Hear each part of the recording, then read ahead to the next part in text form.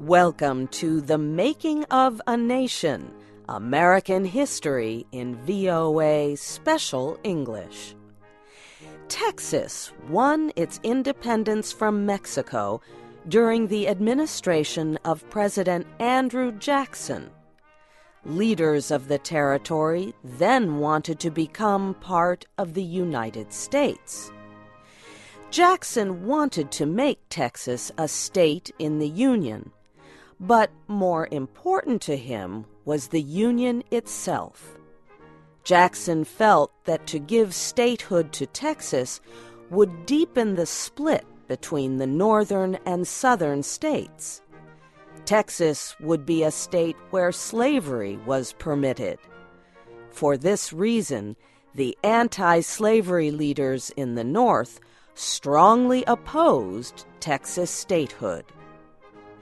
Jackson told Texas Minister William Wharton that there was a way that statehood for Texas would bring the North and South together instead of splitting them apart.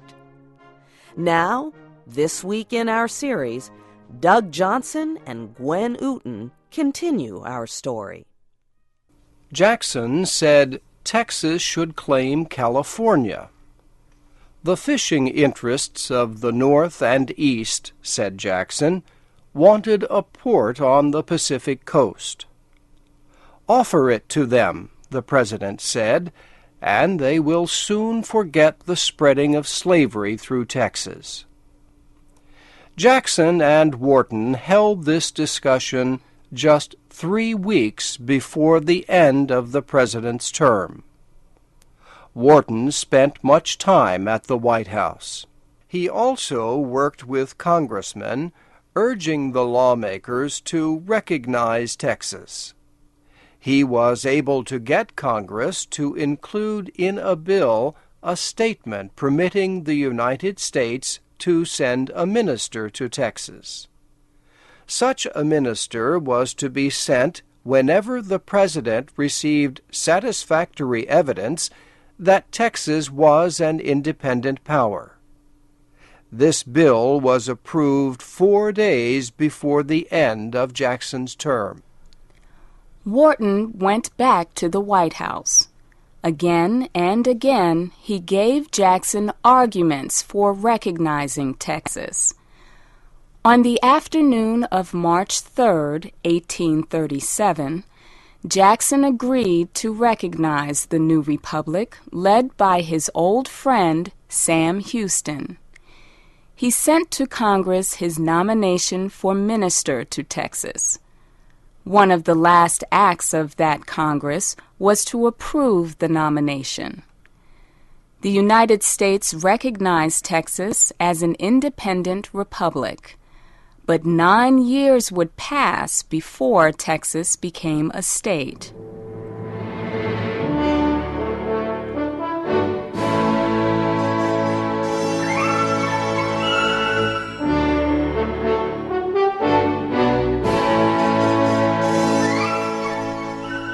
The 4th of March, 1837, was a bright, beautiful day. The sun warmed the thousands who watched the power of government pass from one man to another. Andrew Jackson left the White House with the man who would take his place, President Van Buren. They sat next to each other as the presidential carriage moved down Pennsylvania Avenue toward the Capitol building. Cheers stopped in the throats of the thousands who stood along the street. In silence, they removed their hats to show how much they loved this old man who was stepping down. For once, wrote Senator Thomas Hart Benton, the rising sun was eclipsed by the setting sun.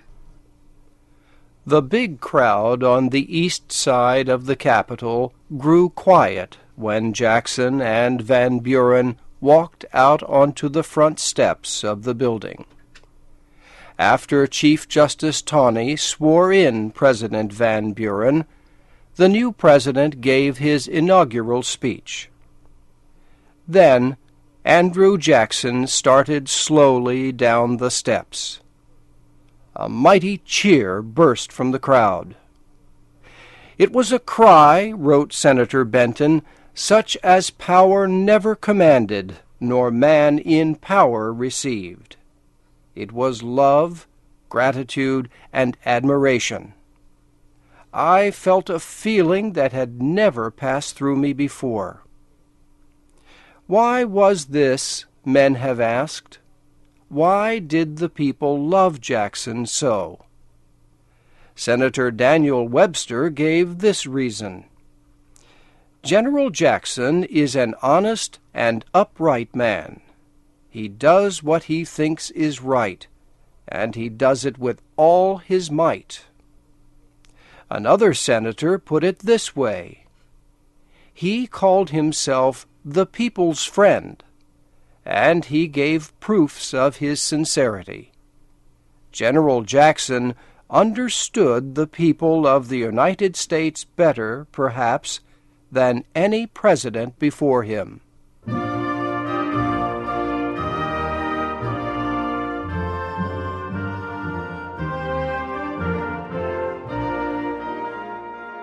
Jackson was always willing to let the people judge his actions. He was ready to risk his political life for what he believed in. Jackson's opposition could not understand why the people did not destroy him. They said he was lucky. Jackson's luck, the opposition called it. Jackson seemed always to win whatever struggle he began, and the men he fought against were not weak opponents. They were political giants: Henry Clay, John C. Calhoun, Nicholas Biddle. The old general fought these men separately and, at times, all together.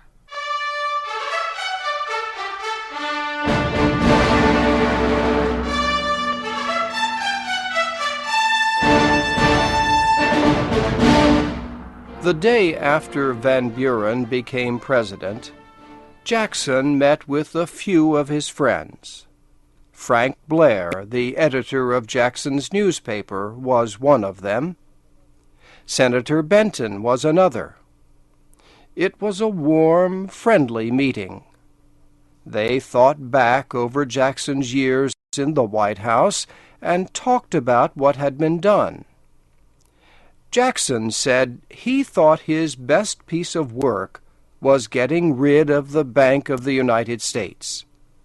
He said he had saved the people from a monopoly of a few rich men. Someone asked about Texas. Jackson said he was not worried about Texas. That problem would solve itself, he said. Did the general have any regrets about anything? Only two, said Jackson. I regret I was unable to shoot Henry Clay or to hang John C. Calhoun.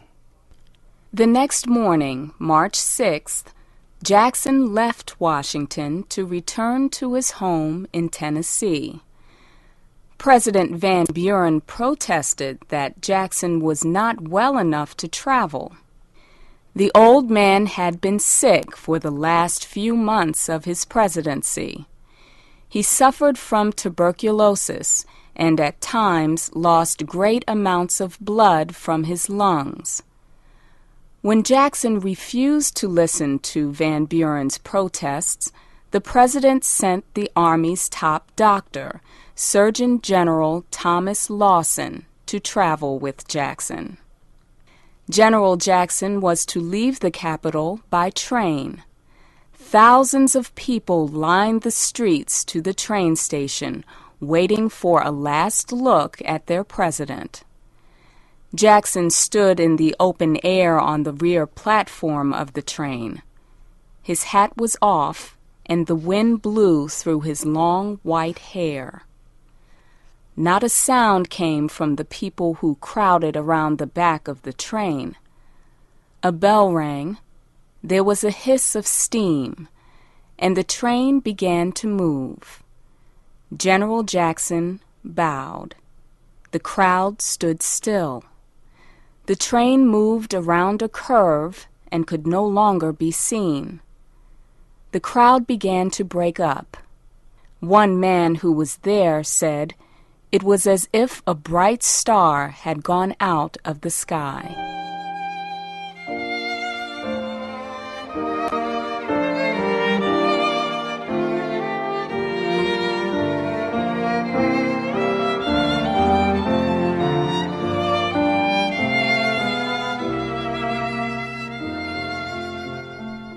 Jackson lived for 8 more years. He died as he had lived, with dignity and honor. A few hours after his death, a tall man and a small child arrived at the Jackson home. They had traveled a long way, all the way from Texas. The big man was Sam Houston, the President of Texas. He had heard that his friend was dying. Houston was too late to say goodbye. He stood before Jackson's body, tears in his eyes. Then Houston dropped to his knees and buried his face on the chest of his friend and chief. He pulled the small boy close to him. "My son," he said, "try to remember that you have looked on the face of Andrew Jackson." Andrew Jackson stepped down from the presidency in March 1837. His presidential powers were passed to his most trusted political assistant, Martin Van Buren of New York. Van Buren was elected president after campaign promises to continue the policies of Jackson. He was opposed by several candidates, all of the new Whig Party. Van Buren won easily with the help of Andrew Jackson. Years before, Van Buren had done much himself to elect Jackson to the White House. After the election of 1824 had divided the opponents of John Quincy Adams, Van Buren began to put together a political alliance for the future. We will continue our story on Van Buren next week.